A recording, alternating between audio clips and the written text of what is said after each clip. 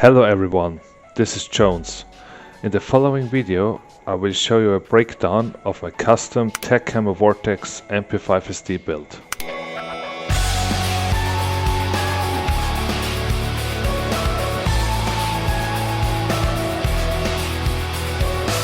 Specifically, I will show you an in-depth breakdown of my custom-made Magwell, as well the modified Helix magazines I'm using here. Not to forget all the other parts I was using for this specific build.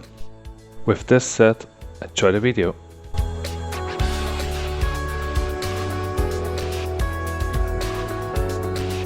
So, starting off with a little overview of this particular MP5SD build.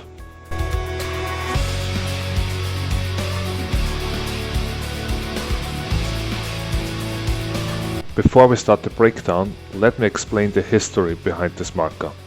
The internals are basically the remains of my very first paintball gun, the Tippmann A5.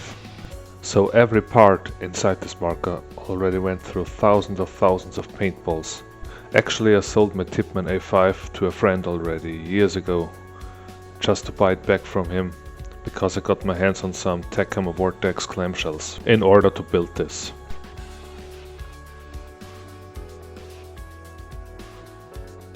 Because the Vortex clamshells are made of thick cast aluminium, it got a little weight to it. However, because of that, it also takes a beating and is pretty much perfect for heavy CQB engagements.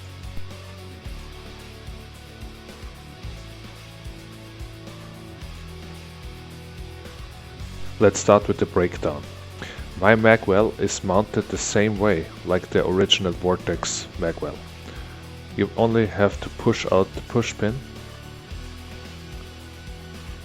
like this, and put it off. That's simple. The main body of the Magwell is welded together by flat aluminium. I basically took the measurements of the original magazine and redesigned the shape to favor smaller magazines. The extra part on the back side of the Magwell is holding the mechanism for the mag release. On the front I recreated this little hook that mounts the Magwell to the front of the receiver of the Vortex.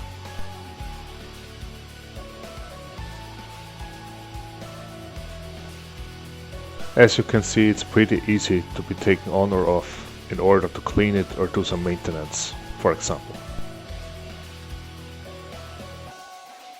On the back I'm using a Vortex drop-down ASA which accepts remote line adapter or HBA tank stocks, depending on what you prefer to use.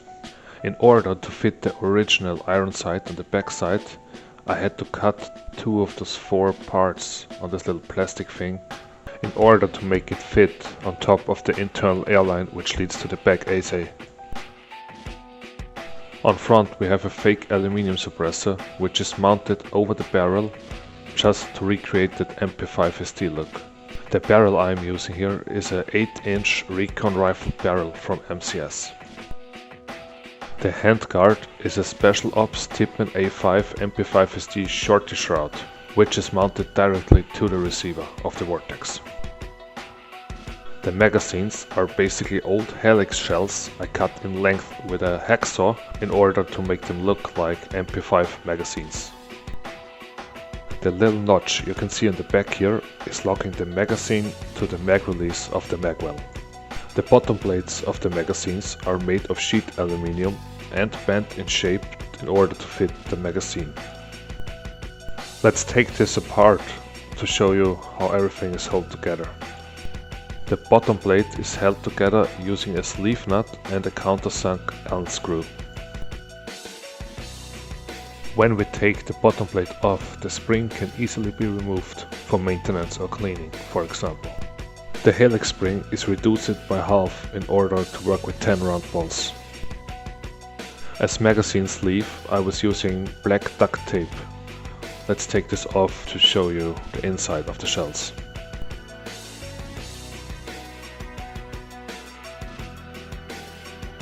The tape is basically a placeholder until I found something better for this.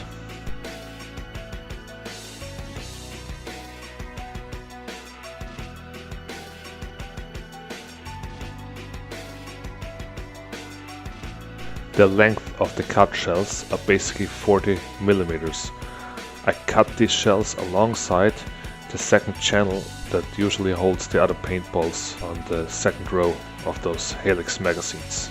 To hold the shells together, I was using a M6 thread rivet on one side and a pen head screw on the other side. Let's take this apart as well.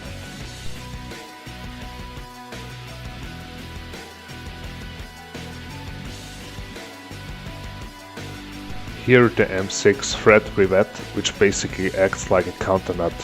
Whoops.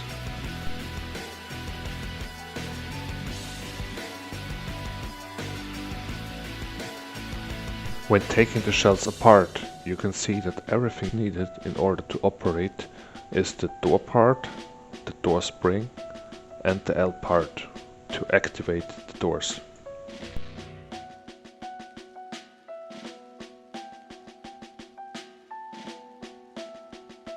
So, time to put everything together again.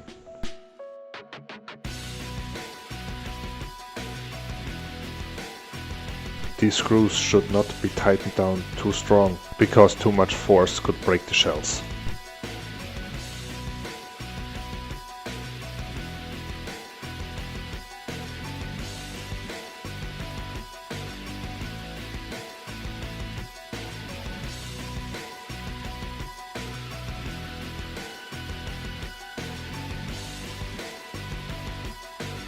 It can be a little bit finicky to put the base plate together because the tolerances are pretty tight sometimes.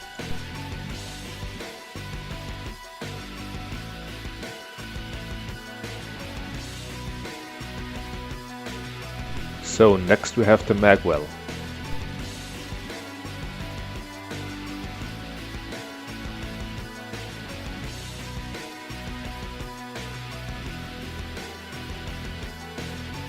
On the Magwell I was only using M4 countersunk Allen screws.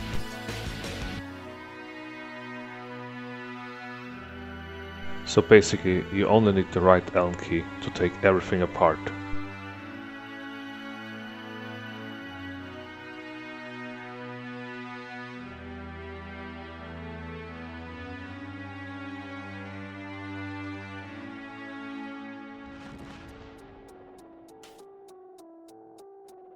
It might be easier to use an Allen screwdriver compared to a standard hex key I'm using here.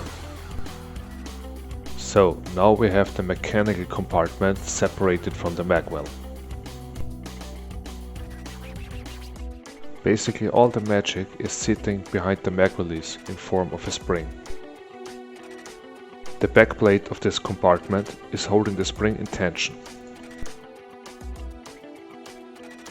Let's take this apart as well to show you how it's held in place. The mag release is held in place with a little bolt that leads all the way through this U-shaped aluminium and the release itself, of course. As you can see, it's not that complicated of a mechanism. It's pretty simple actually. When taking everything back together, you will see that there is a little hole on the back side of the mag release which holds the spring in place.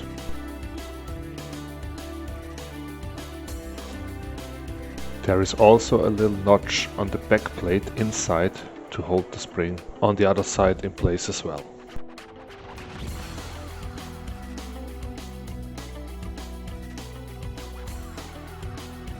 Looks like the spring is doing its job, so it's properly reassembled.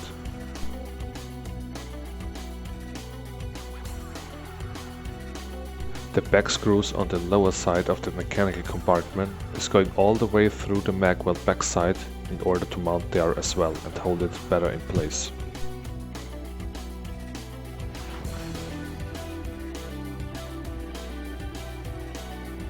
Here we go. When everything is properly reassembled, we can attach the Magwell to the marker again. Let's do a quick test if the magazine is engaged in the mag release. That's the way.